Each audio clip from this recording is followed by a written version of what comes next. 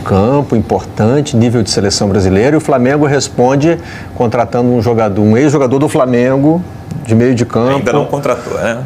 Então, já tem o Here We Go do Fabrício Romano, e o GE. Globo está um pouquinho mais cauteloso, né, Luciano? Que o Paquetá, né, é o jogador de Estamos falando de Lucas Paquetá, isso. E o Flamengo se acertou com o Paquetá deixou claro para o West Ham que ele quer voltar para o Brasil e quer voltar para o Flamengo, tinha até interesse de outros clubes europeus.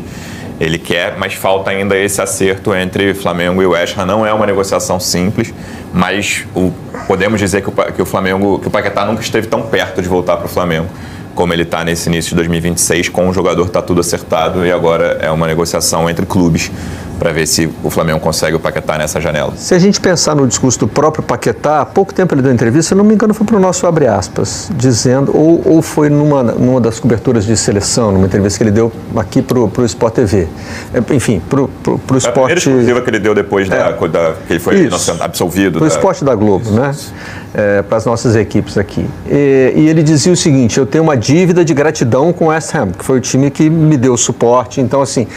Ele não forçaria uma saída. Né? Estou falando de Hulk aqui, não vai sair pela porta do fundo. Né? O Paquetá no West Ham não vai fazer isso. Se agora ele pede uma liberação, a gente tende a entender que é algo né, que tem chance de ser consensual. É uma baita contratação. Se ela for confirmada, é uma baita contratação. E é um jogador que oferece versatilidade tática.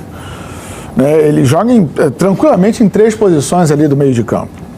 Como segundo homem, como um terceiro homem, um jogador mais avançado pela esquerda.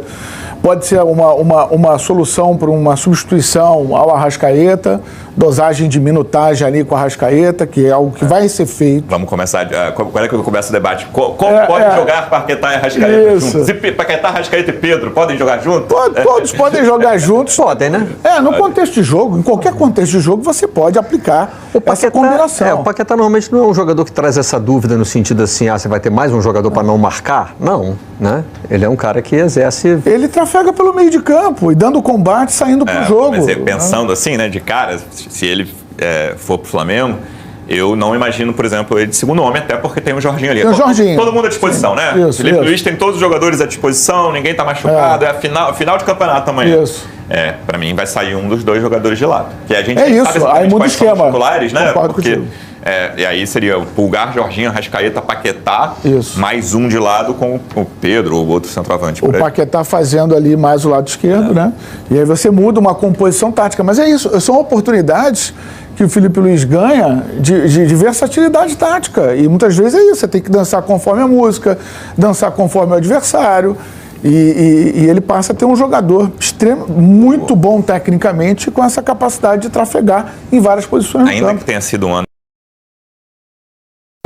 tirando o Arrascaeta, do meio para frente estava faltando um jogador que decide jogo. E o Pedro ficou muito tempo fora, né? O Pedro é esse segundo jogador do Flamengo ali, tirando o Arrascaeta. Lembrando que o Arrascaeta teve a melhor temporada da carreira. A gente não sabe se ele vai conseguir manter o nível. A tendência até é que não consiga, porque ele nunca teve uma temporada igual a de 2025. Se ele vai cair 5%, 20%, 30%, ou se ele vai subir, que é uma possibilidade, a gente vai ver. Então, ter outro jogador do meio para frente que decide jogo é muito importante para esse Flamengo. Os outros jogadores que decidiram jogos desse Flamengo eram todos do meio para trás, né? Tirando o Arrascaeta, em geral, o Flamengo foi muito... os preparadores de jogada tinham que decidir também. Os zagueiros e o próprio goleiro decidiram jogos para o Flamengo ali ao longo da temporada. Estava faltando esse tipo de jogador. Se houver esse acerto com o Paquetá, é um cara para decidir algumas partidas ao longo da temporada. Não à toa, o Arrascaeta ganhou, né, esse caráter decisivo, né, de finalizador, porque ele passou a ser empurrado mais para a entrada da área, para pisar mais na área, porque a turma lá da frente estava com dificuldade, né, de realizar o volume, a construção em finalização mais certeira, né, e o Arrascaeta se transformou num grande artilheiro do Flamengo na temporada. O Paquetá chega com esse poder de definição também e com uma capacidade técnica acima da média, um jogador de Copa do Mundo, um jogador que vindo para o Flamengo e se encaixando na engrenagem do Flamengo, ele se credencia a estar na lista final da Copa do Mundo. Ele é um cara possível titular, né? Não é favorito, mas o Paquetá não é só candidato à lista, ele é candidato a ser titular do Brasil na Copa do Mundo. E mais um jogador com experiência internacional na liga mais forte do mundo, que é a Premier League, né, reforçando ali os desejos internacionais do Flamengo. Jogou no Milan, né? Mas estou pensando aqui, Fica com a gente. nessa questão tática que vocês lançaram aí, ele vem para o lugar do Gerson. Que nunca foi preenchido, né? Porque veio o Saúl inicialmente para jogar mais adiantado, aí ele teve que recuar o Saúl. O Gerson ficava pelo lado direito ali, né? E o Paquetá nem sempre faz isso, né?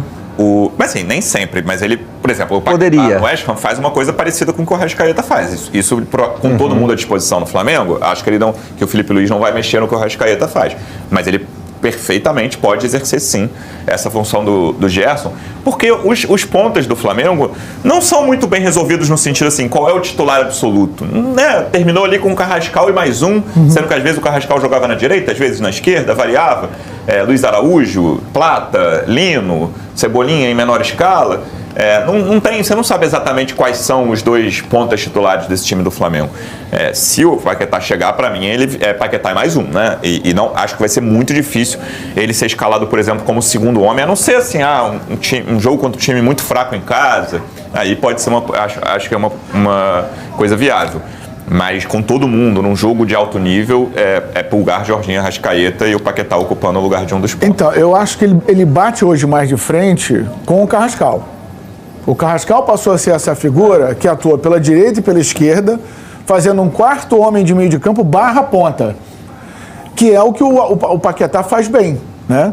Ele joga na direita, joga na esquerda, e ele muitas vezes abre o jogo, mas também sabe jogar por dentro. O Carrascal ganhou espaço numa leitura diferente do jogo do Felipe Luiz, porque os pontas não estavam dando resposta, e o Carrascal, por ser mais completo ou preencher melhor os espaços de campo, inclusive dá combate, um combate que é mais difícil para o Arrascaeta, o Felipe Luiz apostou muito no Carrascal nos jogos mais pesados, nos jogos que o Flamengo não podia perder o meio de campo. Aí entra a disputa com o Paquetá. Crise rico. Paquetá ou Carrascal? Nossa, que dor de cabeça. Enquanto isso, o time sub-20 do Flamengo joga pela 5ª rodada do Campeonato Carioca. Isso tem a ver com o Supercopa. Isso, que vai ser dia 1º de fevereiro, então a rodada que cairia já paga essa data. O Campeonato Carioca começa mesmo a primeira rodada cheia na quarta-feira, quarta e quinta. E aí vem uma vantagem do Flamengo usar esse time sub, que é um time extremamente qualificado e acostumado já com esse tipo de situação, né? O time com muito entrosamento. Poderia ter saído com a vitória contra a Portuguesa. Dominou amplamente o primeiro tempo. O Alassane teve 2 grandes oportunidades para botar o Flamengo na frente. É um jogador que precisa entender muito bem o que 2026 representa na carreira dele, porque ele gerou uma expectativa muito positiva em 2025. Vamos lembrar aqui da participação dele na Copa do Mundo de Clubes, né? Ele fez 2 gols na Copa do Mundo de Clubes, aquela que sacramentou a vitória contra o Chelsea e que garantiu o empate lá na última rodada contra o time dos Estados Unidos. E ali ele virou refém de uma expectativa talvez exagerada em torno do potencial do Alassane. Não estou falando que ele não tem potencial, mas um jogador que talvez tenha tirado os pés do chão em meio ao sucesso, né? E agora sendo colocado novamente novamente no grupo dele, de início, ele tem que mostrar um protagonismo. Ontem ele foi exposto ao protagonismo e falhou. Ele teve 2 bolas excelentes, a gente viu aí. Começo do jogo. E desperdiçou. Continuou em campo, continuou buscando. Se não estou enganado, foi dele, inclusive, o cruzamento no gol do Iago. Mas é um jogador que vai ser cobrado para dar um passinho adiante, para sair desse jogador que de vez em quando está ali no elenco principal, mas não é mais visto como uma solução para alguns momentos, e que também fica ali como um protagonismo no sub-20. Aí não dá, né? Aí o 2026 ele vai ter que definir para onde é que ele vai. Protagonismo no Sub-20 quem tem é o Iago, né? Impressionante. E é curioso que ele ainda não ganhou tantas chances assim no time titular. Eu acho que a impressão geral, não geral, né, mas de algumas pessoas no Flamengo é que ele tem algumas questões defensivas. Esse aí é o lance do Mundial. Contra o Barcelona. O Flamengo tinha tomado gol aos 48 do segundo tempo, 2-1 Barcelona. Ele empatou aos 51 e levou para os pênaltis. E aí o Flamengo. E foi uma jogada de muito protagonismo mesmo, né? Porque ele falou assim: vamos fazer essa jogada que eu vou dar um jeito, né? E subiu. Depois na disputa de pênalti dá uma cavadinha, faz o gesto de gelado e tal. Ele é um cara que tem estrela, mas no contexto do ano passado que o Flamengo estava precisando de zagueiros ali, ele não foi utilizado. João Vitor foi testado, e foi mal, ele saiu bem na final.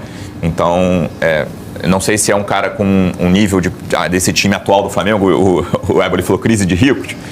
Talvez não, mas é um cara com estrela para ser observado, talvez ser emprestado e voltar em algum momento. Foram 2 lances de muita estrela em momentos importantes, né? Compara aquele Intercontinental Sub-20 ali no Maracanã e uma estreia que seria uma derrota.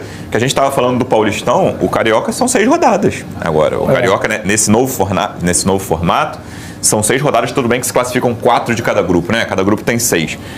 Mas uma derrota na estreia ali já poderia complicar o Flamengo de alguma forma. A gente não sabe qual vai ser o planejamento, quantas rodadas o Flamengo vai escalar os titulares. E tem Brasileirão para todo mundo, né? Isso não só para o Flamengo, tem Brasileirão dia 28 de janeiro. A tendência é que o time principal seja utilizado justamente na rodada que antecede a Supercopa. E aí seria o Fla-Flu. Então, tem rodada que antecede.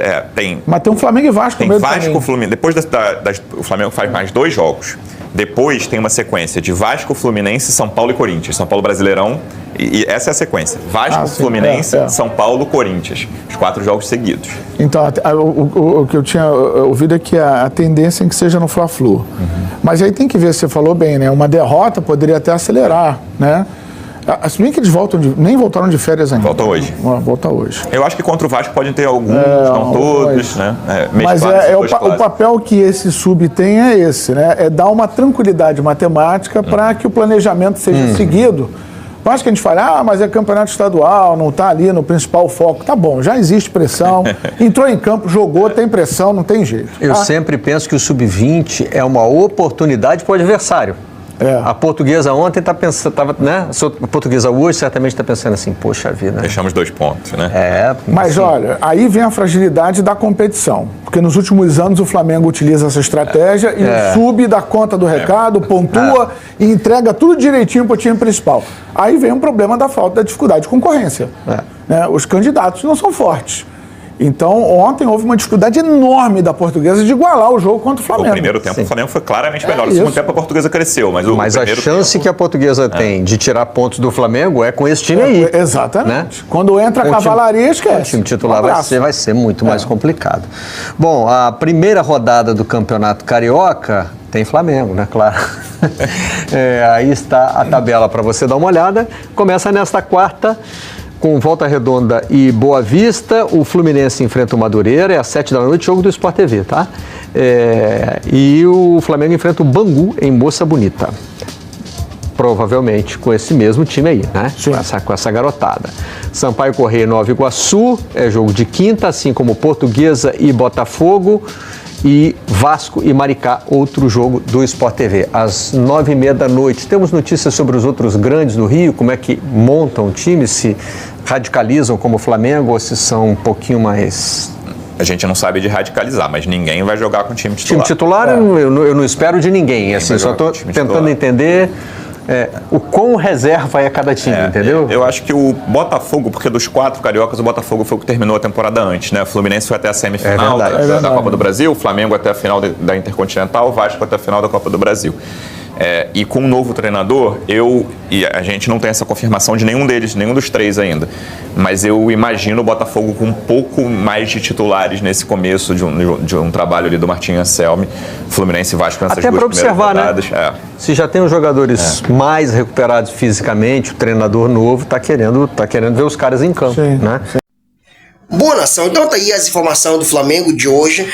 Na sua opinião, o que você acha? O Paquetá vai vir pro Flamengo mesmo ou não? Deixa aqui embaixo nos comentários a tua opinião, tá?